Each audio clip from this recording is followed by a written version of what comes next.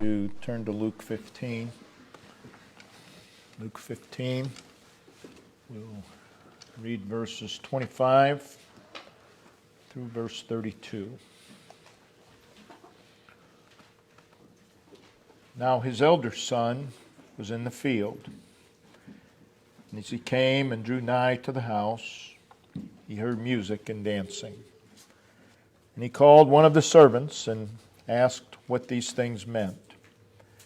And he said unto him, Thy brother is come, and thy father hath killed the fatted calf, because he hath received him safe and sound. And he was angry, and would not go in. Therefore came his father out, and entreated him. And he answering said to his father, Lo, these many years do I serve thee, neither transgressed I at any time thy commandment, and yet thou never gavest me a kid, that I might make merry with my friends. But as soon as this thy son was come, which hath devoured thy living with harlots, thou hast killed for him the fatted calf. And he said unto him, Son, thou art ever with me, and all that I have is thine. It was meet that we should make merry, and be glad, for this thy brother was dead, and is alive again, and was lost, and is found. Again, verses 11 through 32 has become known as the parable of the prodigal son. And the vast majority, when they read this so-called parable, they do not even consider what we've just read in our text. But it is a part of the so-called parable of the prodigal son. And I believe it's central to the purpose of the parable. And yet it is missed or overlooked by most. Now, a good rule for interpreting and understanding any of the parables of Christ is, first of all, to discover the occasion of the particular parable. In other words, what prompted Christ to speak the parable? Who is he speaking the parable to? This allows us, once we find the occasion, it allows us to see the purpose and the central lesson of the parable being spoken. Now, parable is a simple, hear that word, simple, a simple metaphor or simile conveyed in story form for the purpose of making truth plain. It is a simple metaphor in story form.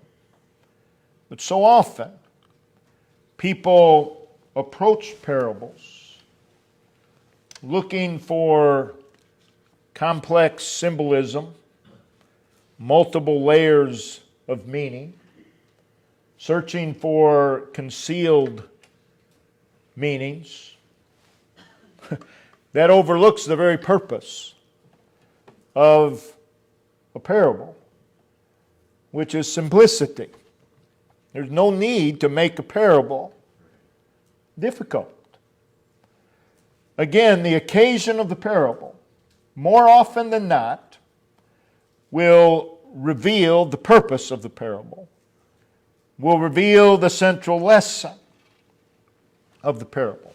Now, like all Scripture, a parable can have many applications, but there is a central lesson in the parables that must not be missed.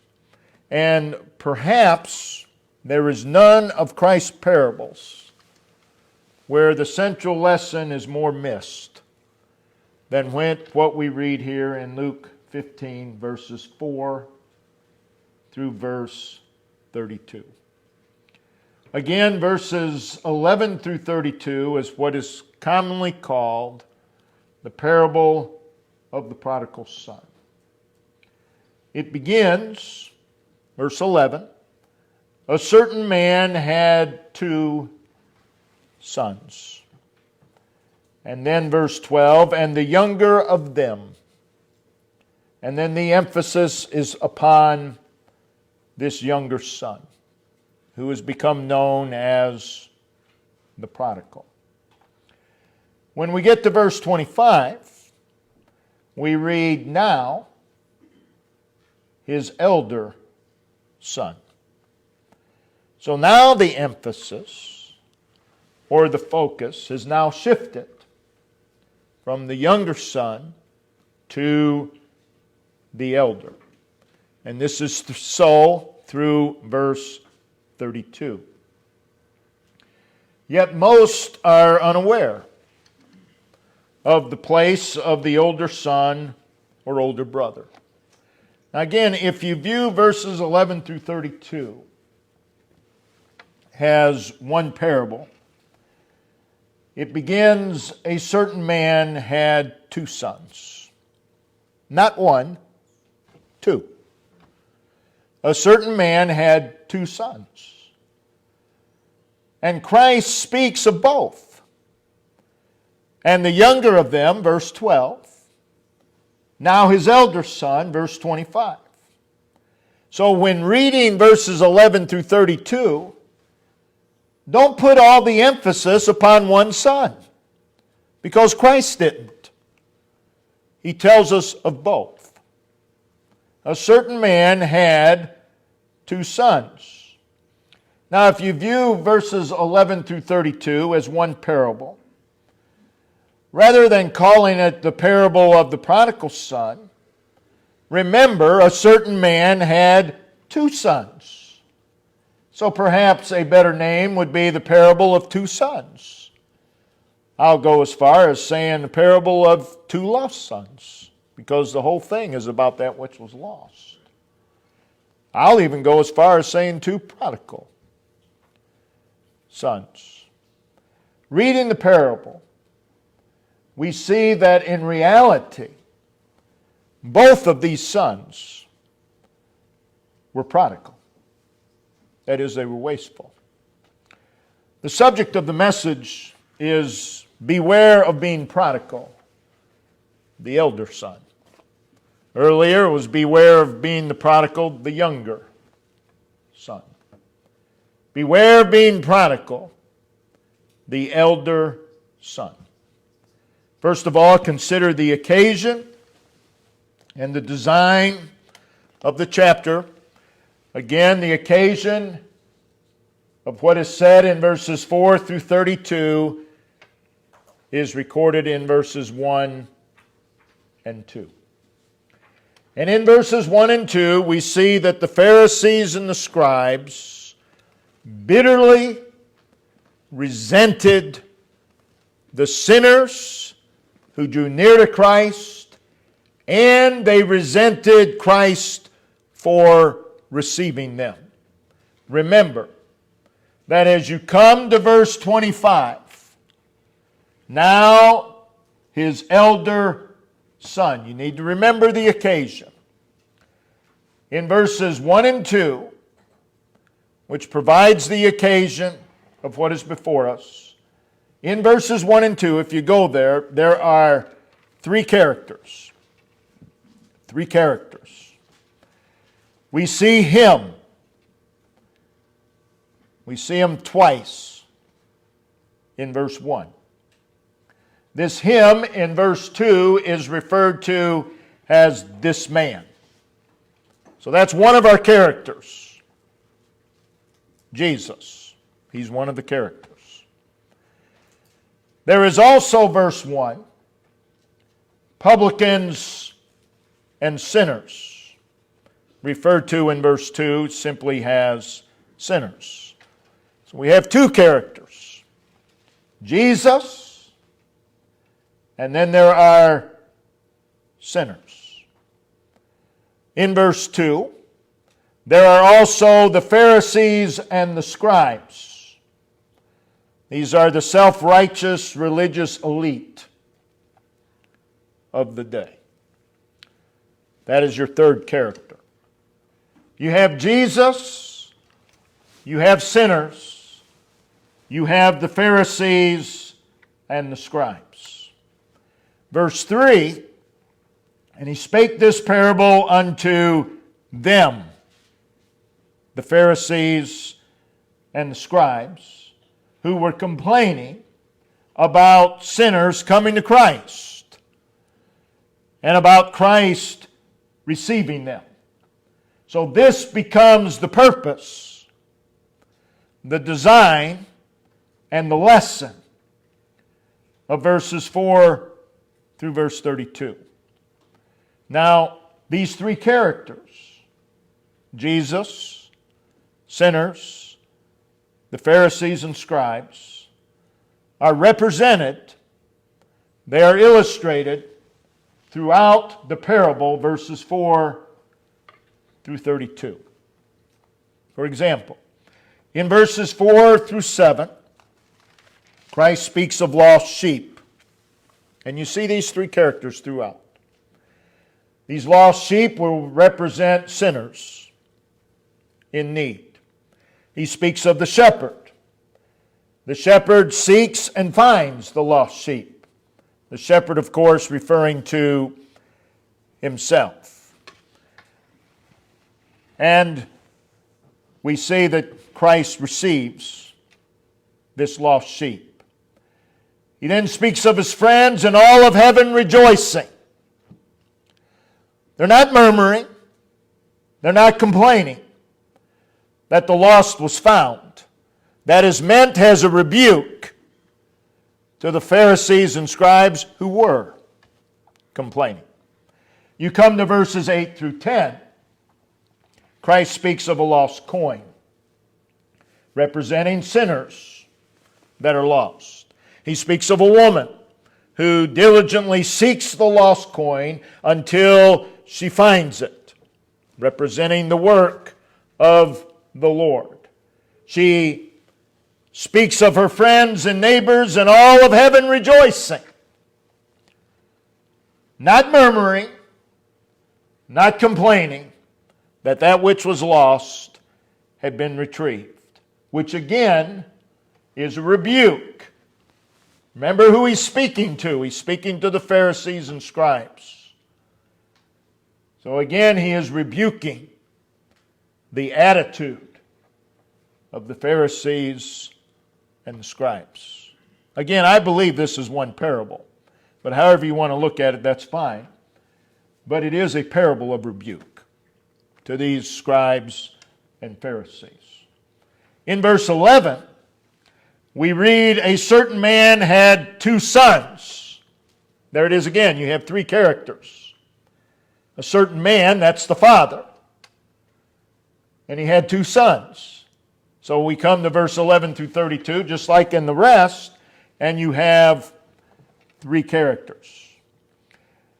With those words, a certain man had two sons, Jesus introduces the main characters of what is to follow.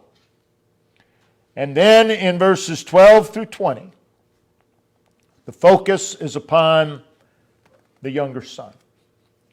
And Jesus went on to tell how this younger son had demanded his rights, had left his father's house, went into the far country, squandered all the money in riotous living, and all of that, of course, illustrates the sinner. The sinner. And then in verse 21 through 24, Jesus tells how that the Father, who would represent Christ, welcomed and received the Son back, illustrating the fact that he does receive sinners.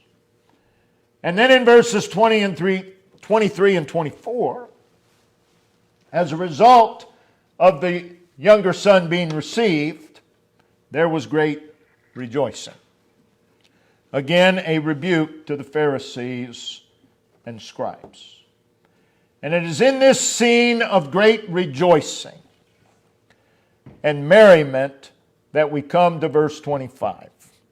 Now his elder son. So you have a scene of rejoicing. And now we're introduced to this third character. And he is used to illustrate the Pharisees and the scribes, who were not rejoicing, but who instead were murmuring and complaining. These Pharisees and scribes worked hard to keep a respectable facade. That was their whole life. But on the inside, they were filled with sin. On the inside, they are filled with bitterness. Remember that as we come now to the elder son. The elder son. He is the main character of verses 25 through 32, which represents a large portion of the so-called parable of the prodigal son. Yet, he is passed over by most. Very rarely is he focused upon. And I believe that Satan would have it so. Probably 99% of the time, when a preacher says, turn to Luke 15, you're going to hear what is known as the prodigal son. Again, the occasion of what is now before us is that the Pharisees found it absolutely disgusting that Christ would receive sinners. And they are murmuring and they are complaining about such. And as you read through our text, this elder son, rather than rejoicing in the return and restoration of his brother, what's he doing? He's murmuring.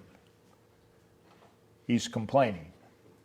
Why, who do you think he represents? The Pharisees and the scribes. The Pharisees and scribes in verses 1 and 2. This elder son is the Pharisees and scribes, murmuring back in verse 2. The Pharisees, they had observed that when these publicans and sinners came to Christ to hear him, that Jesus received them with friendliness. This upset them. They observed that he did not stand aloof from them. And that in some cases he even sat at a table to eat with them. They were disgusted.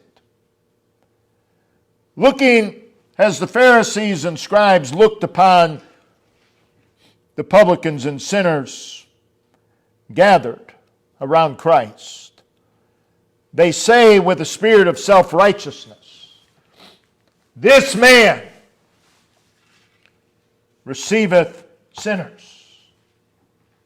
They spoke a great truth, but they meant it as a condemnation of Jesus Christ. As they look upon that crowd around Jesus, full of disgust and bigotry, they say, this man receiveth sinners. As they look upon the crowd that had gathered around Christ, they say with a tone of great anger, and great disdain and animosity, "This man receiveth sinners." These Pharisees are just filled with disgust and animosity and disdain. And in a tone of condemnation, intending to belittle, degrade, and demean Jesus, they say, "This man receiveth sinners." Now make no mistake about it. The elder son epitomizes these Pharisees and scribes. And I believe the main purpose of the parable is a rebuke to these Pharisees and scribes. That's why we see the rejoicing. Everything that was found, there was rejoicing, but that's not what the scribes and Pharisees were doing. So if you look at it that way, the elder son is really the main character in the whole thing. He's the main character. Yet, he's the one who's almost always overlooked. This elder son is a vivid illustration and manifestation of the character of the Pharisees and scribes. The hard-hearted attitudes of the Pharisees and scribes are mirrored in this elder son. This elder son, like the Pharisees and scribes, what he looks like from mere appearance, what he looks like from the outside is entirely different than who he is on the inside. Two completely different things. At first glance, this elder son appears, unlike the younger son, to be responsible, to be faithful, and to be very committed to his father. But as the story unfolds, and as you look a little deeper, this elder son had some real issues. He had some real sin problems. Keep in mind, he epitomizes the Pharisees and the scribes. And that Jesus is rebuking the Pharisees and scribes for their reaction concerning him receiving sinners. This elder son, though he never physically left home, though he physically stayed home, never physically left his father's house, and though he never outwardly spent his substance in riotous living, and though he never outwardly wasted his substance with harlots, and though he never physically and outwardly spent time in the hog pen, and though he never outwardly joined himself to the far country, he's in terrible spiritual condition. He is the point of rebuke in this parable.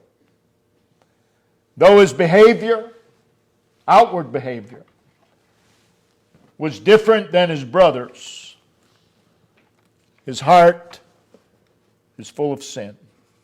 The truth is, the behavior and the spirit of the elder son is a very vivid depiction of the seemingly honorable, superficially moral, and outward religious Pharisees. This elder son illustrates the haughtiness and the hatefulness of the Pharisees. And sadly, this elder son is a vivid depiction of many today who profess salvation. In fact, in our churches, there will be few, like the younger son, who are going to outwardly, so everybody can see, waste their lives in riotous living. There are some, but it's much more common in our churches to find the elder son. You'll see him. He's much more common. Again, he appears to be responsible, faithful, committed to the Father, but he isn't.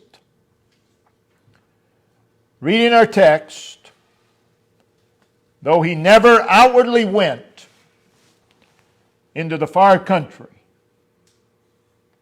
he has a terribly wrong attitude and spirit. Like the Pharisees and scribes, he is not what he appears. The Pharisees and scribes, they were hard-hearted, they were hateful, they were self-righteous, they were indignant, and they tried to cover such with the mask of religious pretense. Well, I've just described many a church member in churches today. The elder son. The elder son. And because the emphasis being almost entirely upon the younger son, a great danger has been overlooked and ignored. What we see in this elder son is that there is more than one way of sinning. It's not my intention to preach about Facebook today, but I do want to say this. Facebook has very clearly manifested that the elder son sits in our churches. It's very clear. And many, though they never outwardly live in the far country, they have elder son disease. They're just like them. And that's who Christ is rebuking. Beware of becoming the elder son. I want to notice several things about him. He was filled with himself, had an elevated opinion of himself. When the younger son finally returned to home, the elder son was in the field. It says there in verse 25. What was he doing in the field? Well, he was serving. He was laboring. He was probably over other servants, but he was serving and he was laboring. And we read that he came in from the field and he heard music and dancing. This was not the ordinary, because we read in verse 26 that he called one of his servants and asked what these things meant. What's going on? Why all the music? Why all the dancing? In verse 27, the reply came, thy brother. Those two words. Just think about those two words. Thy brother is come, and thy father hath killed the fatted calf, because he hath received him safe and sound. Now when that servant said, thy brother is come, he thought he was telling this elder son what would be wonderful news. Thy brother is come. When he said, thy father hath received him safe and sound, he thought he was telling what would be wonderful news. to this elder son. But what's his response? Verse 28. And he was angry. Remember verse 1 and 2. The Pharisees and scribes, they're angry because of sinners coming to Christ. Because of Christ receiving sinners. He was angry and he would not go in. Now he's pouting. Oh, seen it over and over and over. Now he's pouting. The response of the father. Remember, the father received sinners. Therefore, his father came out. And he did so in love and mercy and patience and entreated him. That's an amazing statement right there. That's just as good as he received the younger son. He goes out and he entreated his elder son. Didn't slap him, but he entreated him. Didn't rebuke him, but he entreated him. He is saying, son, come on inside. But this elder son, still angry, would not go in. He would not go in. His response to his father reveals that he has a very high opinion of himself. In fact, he cannot see beyond himself. Then notice verse 29. He says, Lo, these many years do I serve thee. Neither transgressed I at any time thy commandment. That's quite a statement. Totally oblivious to the wrong spirit that he possessed. Also notice verse 29, the emphasis upon self. I, me, my. And he was angry and would not go in. So we see him there. Everybody else has gone to the party. Music is in the air. You can hear the laughter. You can hear the celebration. Everybody's having a great time. Not this elder son. Just like the Pharisees and scribes, who could not find it in them to rejoice that Jesus received sinners. Again, he never outwardly left his father's house, but he had a wrong spirit. And like the Pharisees and scribes, he was offended. There are people, I don't care what you do, they're going to be offended. Why is that? They are the elder son. That's who they are. Within our churches, I believe the danger is greater that we become the elder son than the prodigal son, than the younger son. Beware of becoming this elder son. Secondly, he had a wrong attitude toward his brother. As soon as he heard, verse 27, those words, thy brother is come. Thy brother is come. Thy brother is back home. As soon as he heard those words, he should have just overflowed with rejoicing. Those two words, thy brother, should have melted his heart. As soon as he heard, thy brother is come, his heart should have rejoiced.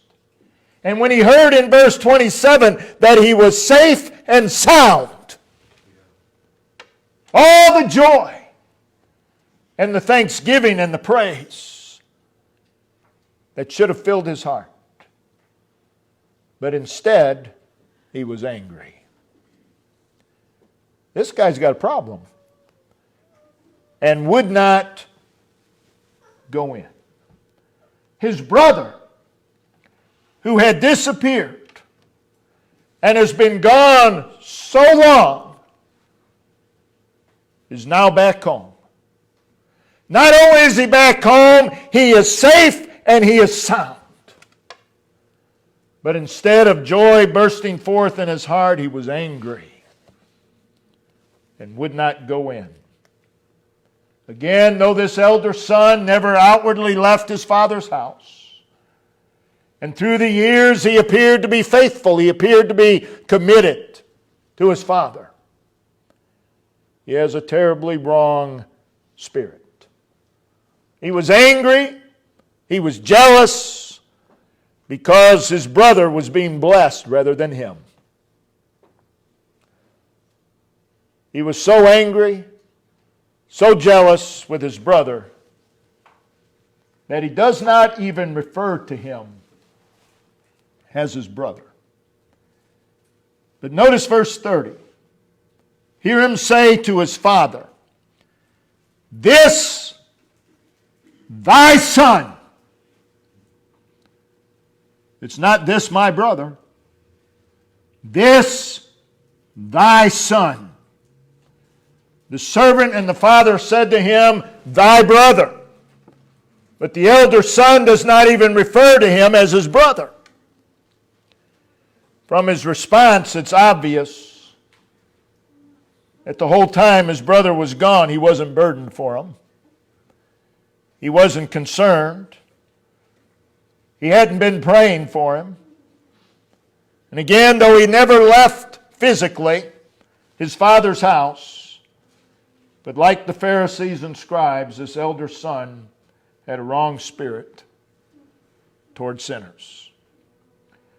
Within our churches, the danger is greater that we become the elder son than it is that we become the younger son. And the elder son is far more prevalent than the younger son. Beware of becoming this elder son.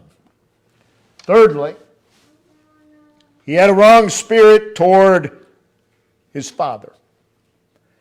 He not only resented his brother, but he actually resented his father.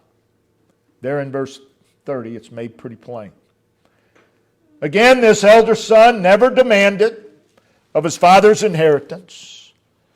He never physically left his father's house for riotous living. He never physically sat in the hog pen. He never outwardly sold himself to another master. But though he stayed home, he has a terribly wrong spirit, not only toward his brother, but toward his father. From verses 29 and 30. "Lo, these many years do I serve thee. Neither transgressed I at any time thy commandment, and yet thou never gavest me a kid, that I might make merry with my friends. But as soon as this thy son was come, which hath devoured thy living with harlots, thou hast killed for him the fatted calf." In those words, we see several things.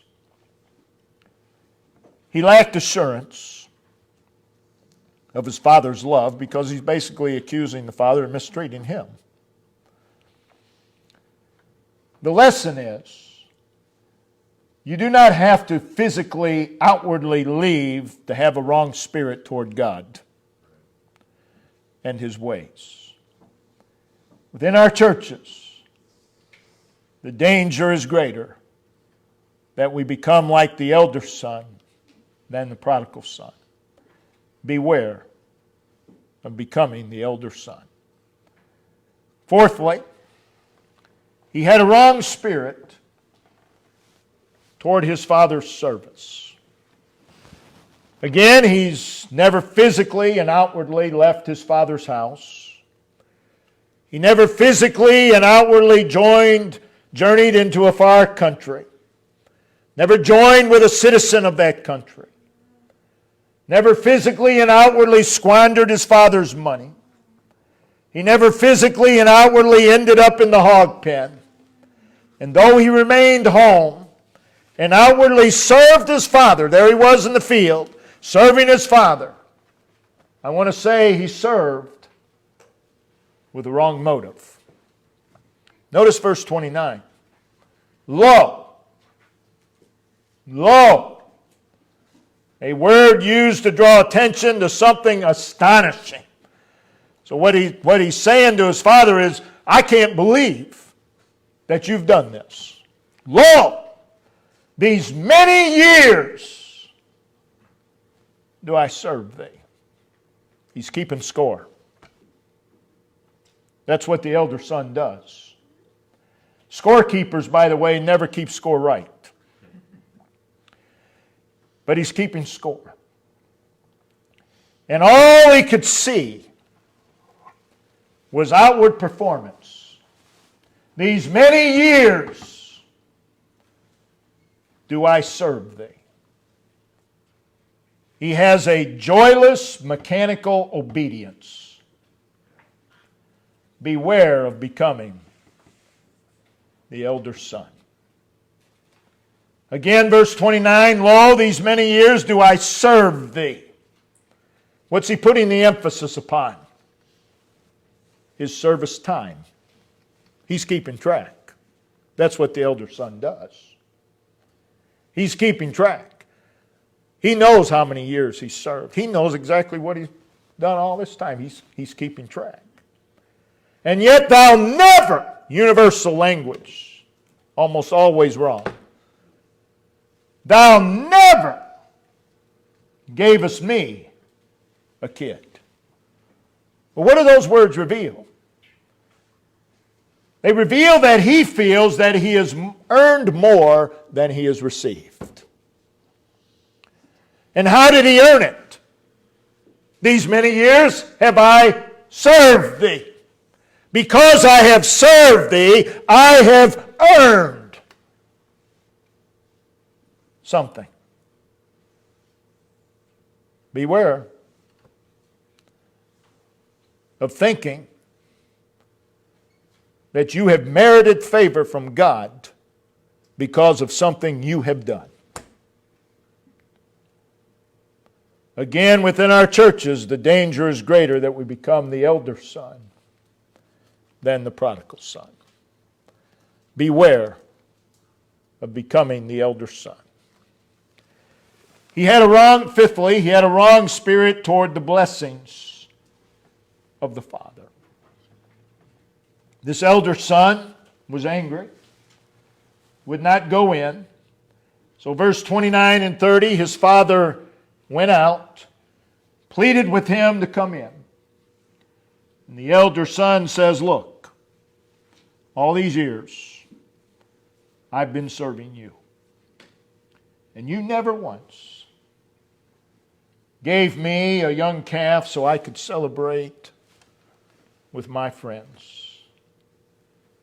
From that, it is obvious that he thought that he was more deserving of his father's love and blessing than his brother. Beware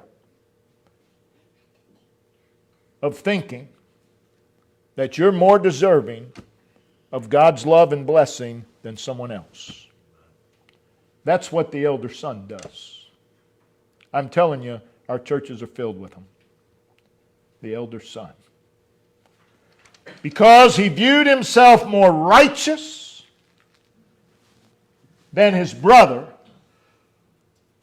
he therefore concluded that he was more deserving than his brother. Now, if you deem yourself more righteous than someone else, then the logical conclusion is you're more deserving. than someone else. And now, he thought he was being treated unfairly. That's what the elder son does. Because of my service, because I never sat in the hog pen, I never went to the far country, because of my service, I deserve more from the father than the younger son. And since I didn't get it, this isn't fair. Oh, the elder son, he's always saying, it's not fair, it's not fair. That's what the elder son does.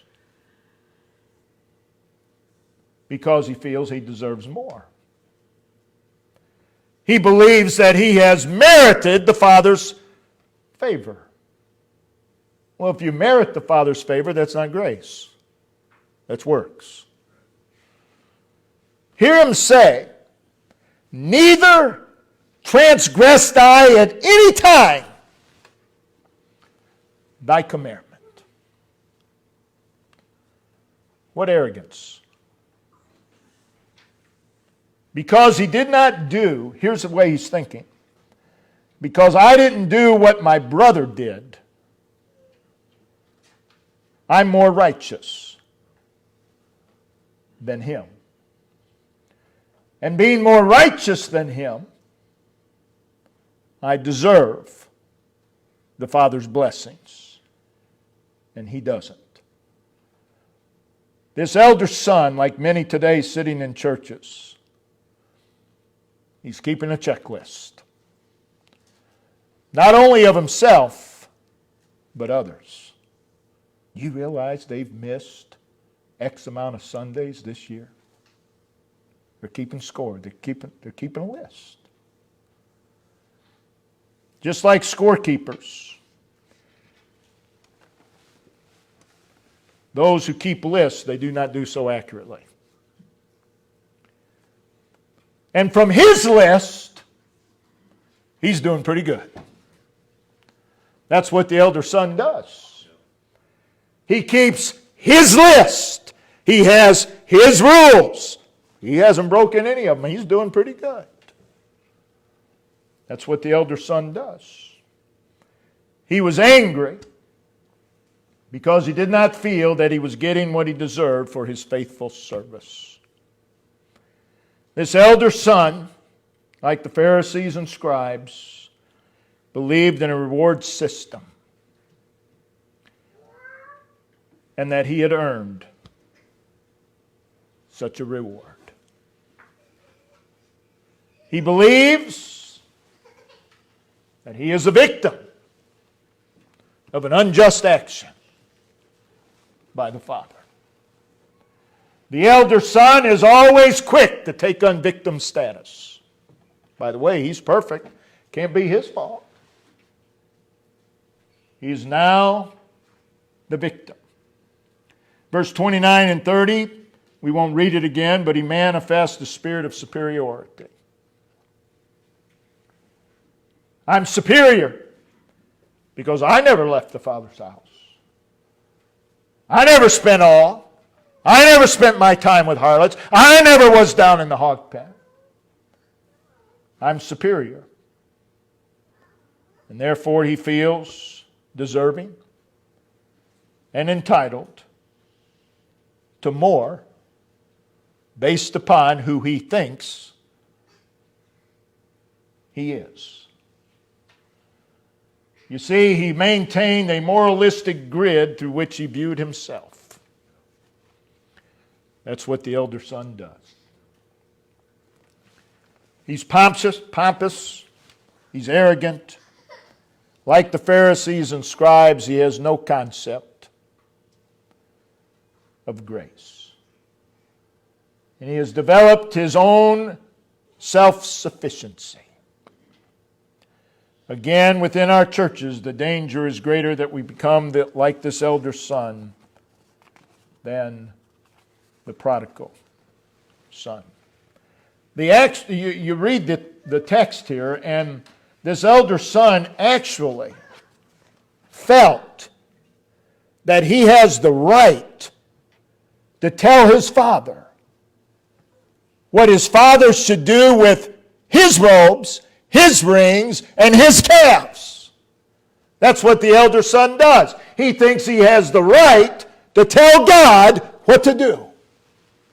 I'm telling you, churches are filled with the elder son. Oh, the superiority. Beware of becoming this elder son. Sixthly, he was unforgiving. He has the attitude that his brother's sin is unforgivable. You ever notice that when people think a sin is unforgivable, it's a sin they're not guilty of? Always. His brother's sin in his mind is unforgivable. But the father forgave him. So what's he saying? In reality, he's saying my standards are higher than the Father's. Folks, there are people of God that have higher standards than God does for other people. Not for themselves, but for other people. That is the elder son. He has an unforgiving spirit. The reason is perhaps because he never struggled with wanting to go to the far country. Perhaps this elder son never once thought, boy, I'd like to live in the far country. He never struggled with that. And there are sins that you may never struggle with. That doesn't mean that a person who does struggle with it and does commit that sin is unforgivable, just because you haven't struggled with it. But that's the way the elder son thinks. He thought it to be absolutely unforgivable that his brother departed to the far country. And he absolutely refuses to forgive his brother. And in actuality, he resented his father for doing so. Beware of becoming this elder son. Seventhly and lastly, he was unhappy and unfeeling. Some of the most miserable people on the planet sit in churches. They're just miserable. And I'll tell you why. They are the elder son. That's who they are. Just like the Pharisees, they were never happy. Thy brother is come, and he's been received safe and sound. And everybody's rejoicing. Everybody's giving thanks. Not the elder son. He's unhappy. I'll go as far as saying he could not rejoice. He could not rejoice because of his spirit. And he could not give thanks. And he could not find in his heart a word of praise, but only anger and complaint, just like the Pharisees and scribes back in verses 1 and 2. But we never physically left his father's house, though he never physically went to the far country and spent all that he had in riotous living, and though he never sat physically in the hog pen, and though he stayed home and appeared to be faithful and committed to the Father, the condition of his heart made him unhappy and incapable of rejoicing. In our churches today, there sits this elder son, hard-hearted, hateful, All the hate. We live in a country that is filled with hate. It's sad. Filled with hate. But it's not limited to the country. It's in our churches as well. This hateful spirit. You don't agree with me, you are public enemy number one. That's what it is. Hateful. Self-righteous. You ought to agree with me because after all, I'm right. Self-righteous. I'm better than you. Indignant. And they try to cover who they really are in the name of religion. They put on the mask of religion every Sunday and every Wednesday. They wear that mask. And they wear the mask of outward piety. I'm serving the Lord. Again, within our churches, the danger is greater that we become this elder son than the prodigal son. Doesn't mean we can't become the prodigal son. Oh, yes, we can. But I believe the danger is greater that we become the elder son. And one of the reasons is when the prodigal son leaves, we usually don't have much to do with them after that. They've left. But the elder son, they hang around. And you start talking with the elder son. You talk to him long enough. You spend enough time with him. Guess what? You become just like him. And these people find each other on Facebook. I mean, they find each other. They might as well, they can call all kinds. We have this group. Why don't you just call yourself the group of the elder son? That would be more accurate. We're going to have fellowship amongst the elder sons today.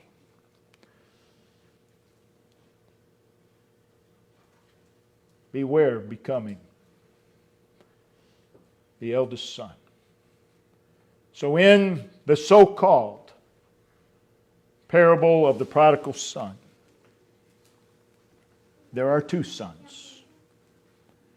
One feels he's not worthy of the father's love because of his sin. The other feels worthy of the father's love because of his service. Two kinds of sinners. Both sinners. Just two different kinds. But the good news is, this man receiveth sinners. We see the father receiving the younger son, and yet I see him being gracious to the elder son by going out and entreating with him. This man receiveth sinners. Don't miss the point of the elder son. Don't miss that.